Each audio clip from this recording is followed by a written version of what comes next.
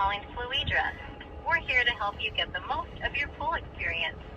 If you need help finding a pool builder, full service professional, or are looking for a local retailer, you can visit our Find a Dealer page on fluidrausa.com.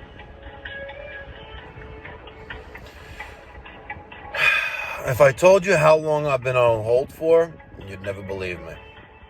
So let's leave it at that.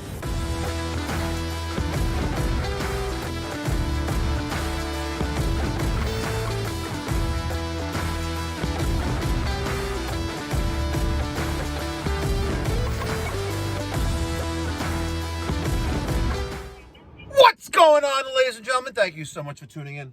It's me, Mikey Pipes. And I am having my daily therapy session with you guys right now. So thank you very much. Saves me a bundle. And I saved the bundle by switching my car insurance to Geico, where 15 minutes could save me 15% or more. Actually, that's wrong. Geico is one of the most expensive auto insurers in the great state of New York. Mikey fucking Pipes is pissed, but I'm also happy. Let me give you a story. In May of this year, Daniel and Peter replaced a vertically installed 110 volt air handler with a hydro fan coil integrated. I believe it was by ADP, or maybe it was Comfort, something, one of those things. It's 110 volts, it's an air handler, and it has a built-in hydronic coil. It replaced a previous one that had leaks in the evaporator coil, and it was resting on a fabricated plenum return box. You know, basically is a long rectangular box that the air handler sits on. The return air comes in from the bottom, and there's a duct that comes along the side of it, bringing the air down and then up, just for visualization purposes. It's wrapped with like R4.5 or R5 fiberglass duct insulation. And listen, we didn't replace the platform. It was okay, not a big deal. And runs fine for about maybe 3 weeks. And then for whatever reason, the platform decides, the back end of the platform decides, well, you know what, it's not going to be supporting the air handler anymore like it did, and it's slightly pitched towards the back, so naturally the water, the condensate, which would normally go out the front to the drain and they get pumped away, is now dripping out of the back of the pan, saturating the insulation and dripping onto the floor. And the guy calls up and he goes, listen, the unit's leaking water, you know, and you guys just put it in, I don't know what's wrong. So I go out there and I see that I put a level on the platform itself and it's pitched towards the back. And I remove most of the insulation that's wet, and I say, listen, you know, we gotta, you know, you can let it be like this, or we can rewrap it with some insulation once everything dries. And he goes, yeah, let's go with that. I was like, but ideally, you know, you're gonna have a problem with this box moving forward, because if it's settled now and squished down a little bit, you know, you're gonna have a problem. Long story short, he blames us for it in multiple emails, and he's not paying a dime for it. He wants it rectified.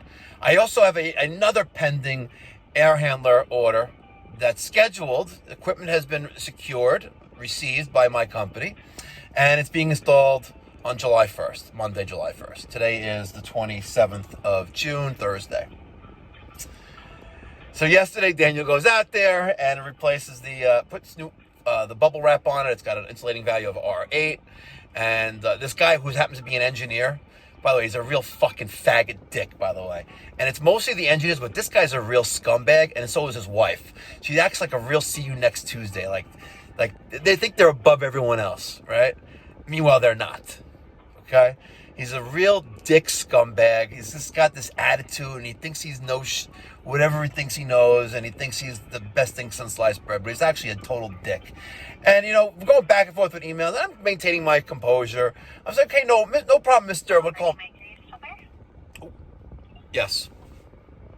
Okay, perfect. I have that order all ready for you. I do just want to make sure your address populated correctly. I see 80 East Hawthorne Ave. Is that the right address? No, we moved last year, and my rep was told of the new address. Sorry, I was on the phone with Fluidra. So anyway, this guy, he's just a real dick. You know, he's just not nice, and, you know, he thinks his shit don't stink, and he's just a real scumbag. And I was holding my breath with him only because, against my better judgment and against company policy, I ordered the air handler without securing a deposit from the homeowner. And when we asked him for a deposit, he goes, "Look, Mike, you came highly recommended. I just gave you a big job. I've been using you for the past couple of years, and I'd rather not give a deposit. I'd rather pay you in full once the job is complete." And, it wasn't really a big order at all, you know what? And honestly, thank God I'm in a position where I can actually take this fucking unit and throw it through his fucking front living room window if I wanted to, and say, and pay for the fucking window and eat the fucking air handler. If I want to be a dick, as much as he's a dick to me. But anyway, he makes us, the settling of the shrinkage of his existing platform is our fault, right? He feels it's our fault. He's not paying a dime for it, and he's just a dick about it. And I was biting my tongue. I was like, you know what? Let me install this air handler for him, and when he calls me next year, I'm going to go tell him to fuck himself. But he beat me to it. After Daniel rewrapped the return plenum platform with the duck wrap and gets a tip from the homeowner, right? And we do for no cost. An hour later, he sends me an email. He's like, "Mike, thanks so much for sending Daniel out here." I was like, "FYI, the air handler that we're going to do on Monday, we're going to hold off on that for right now." So I was going to send him an email, basically tell him to go fuck himself and his wife and hope they both, get run over by a Mack truck, but I didn't. I basically said, "Oh, so you just want me to eat this air handler, right?" No response. All right. So until this morning, I emailed him again. I was like, not even a reply. And I was like, "Figures. That's the type of individual, that you are. Good luck with yourself." And I just said that, like, FYI, just an FYI, like he said it to me in my email, just an FYI, never call me again for service because you won't be serviced. He writes back in an email that, hold on, that, "Hey, Mike, not sure response was warranted. Thanks again, Cyrus." What a real dick, by the way. What a real dick. So there's my little Thursday morning therapy. This fucking guy. I hope he literally chokes on it. I hope he does. And I hope that his platform in his basement, crunches down and some more, and then it's all fucked up. But what a dick, by the way. But listen, a lot of people are going to say that, "Hey, Mikey Pipes, this is what you get for doing residential service. You did commercial service, you're not going to get assholes like this." Yeah, no, you're just going to get more demanding, clientele that wants immediate, service ASAP, which I don't mind delivering at all. But I love residential service. I love fixing people's problems that they have in their homes and making the problem go away. And developing relationships, I tell my guys, and I tell, people that I interview, and they're like, there are 3 things that must be, at a minimum, conducted during every service call that you run. And this holds more true in a residential setting. All right? You're going to fix a problem. I'm not doing new construction. I'm not talking about renovations, things like that. I'm talking about, there's a problem, a service call is placed with the company, you're dispatched out to the service call, and the 3 things that you need to do. Number 1, you need to identify the failure, all right, and why it possibly failed. And take a reasonable, educated guess on what's going on and why it failed. Number 2, you need to formulate or discuss ways on how to make the problem go away. And number 3, discuss means and methods on how to prevent the failure from occurring again. If you do those 3 things on a service call, you'll have a very successful career and you'll develop incredible relationships over the time that this is your profession. That's what works for me. That's what I've been, slowly perfecting over the last 20 plus years, being in the service business of plumbing and HVAC. It works for me. But, this cocksucker, by the way, you're a real piece of shit, by the way. And the next time that the person calls me who referred me to him, I'm going to let him have it. right? And I say, you know what?